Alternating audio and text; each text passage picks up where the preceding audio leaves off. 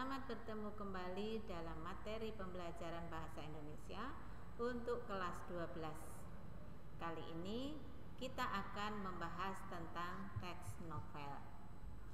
Adapun kompetensi dasarnya adalah menafsir pandangan pengarang terhadap kehidupan dalam novel yang dibaca.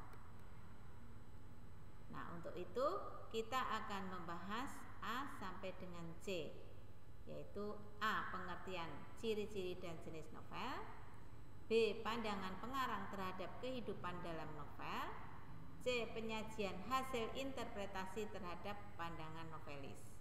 Sedangkan untuk bagian D dan E akan dibicarakan pada video selanjutnya. Nah, kita akan mulai dengan mengenal pengertian novel. Novel adalah karya fiksi prosa yang ditulis secara naratif, biasanya dalam bentuk cerita. Cerita dalam novel bersifat imajiner. Kemudian ciri-ciri novel: A. Memiliki lebih dari satu alur dan berkembang. B. Banyak tokoh dan memiliki lebih dari satu karakter. C. Temanya lebih kompleks, bermacam-macam. D. Latarnya bergerak atau berpindah-pindah. Dan E. Cerita disertai perubahan nasib tokoh dari orang miskin menjadi orang kaya atau sebaliknya. Berikutnya adalah jenis-jenis novel. Jenis novel berdasarkan kebenaran cerita ada dua, yaitu ada fiksi dan non-fiksi.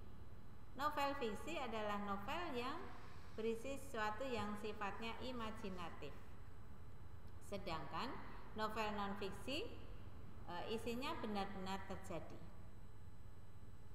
Yang kedua, berdasarkan genre. Ada 5 macam. Ada novel romantis, ada novel fiksi ilmiah, ada novel horor, ada novel komedi, dan ada novel inspiratif.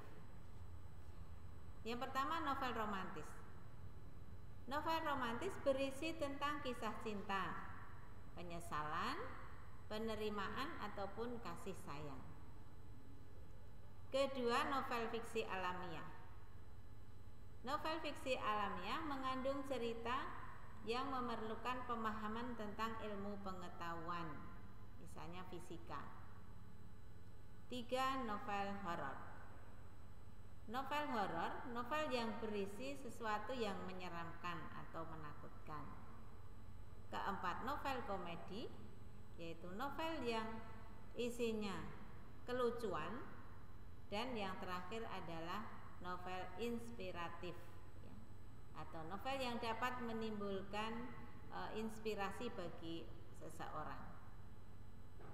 Berikutnya jenis novel berdasarkan isi dan tokoh.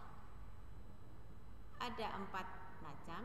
Yang pertama adalah novel teen lit, yaitu novel yang berisi permasalahan remaja. Lalu ada novel chick lit, yaitu novel yang berisi seputar tentang kehidupan atau permasalahan yang dialami oleh seorang wanita.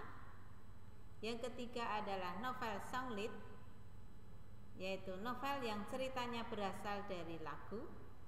Dan yang keempat, novel dewasa, yaitu novel yang diperuntukkan bagi orang yang sudah dewasa. Bagian berikutnya B. Pandangan pengarang terhadap kehidupan dalam novel.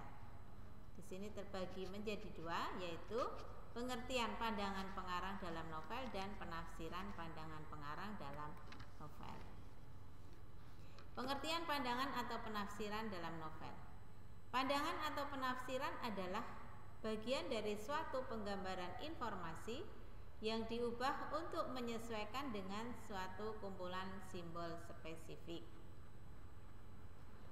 Seorang pengarang menciptakan novel dalam konteks tertentu. Cerita yang dilukiskan di dalamnya bersumber dari masyarakat imajiner yang dikehendaki. Langkah-langkah dalam menafsirkan pandangan pengarang terhadap kehidupan novel adalah sebagai berikut. A.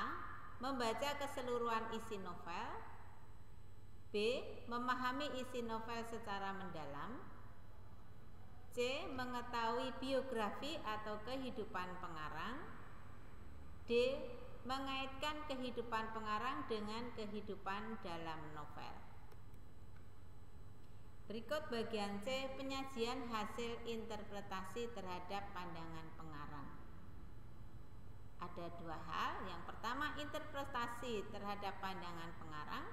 Kemudian penyajian hasil interpretasi terhadap pandangan pengarang. Menurut Kamus Besar Bahasa Indonesia, interpretasi adalah pemberian kesan, pendapat, atau pandangan teoretis terhadap sesuatu tafsiran.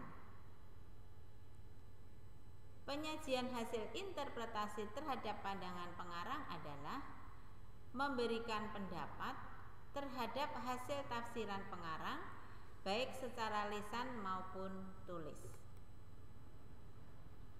Nah, berikut langkah-langkah menyajikan hasil interpretasi pengarang. Yang pertama, membaca isi novel secara mendalam. Kedua, menginterpretasi pandangan pengarang terhadap kehidupan dalam novel. Ketiga, memberikan pendapat terhadap tafsiran pengarang tentang kehidupan dalam novel, baik dalam bentuk lisan maupun tulis. Nah, demikian video pembelajaran yang ke-7 kali ini. Sampai bertemu pada video berikutnya. Terima kasih, sampai jumpa.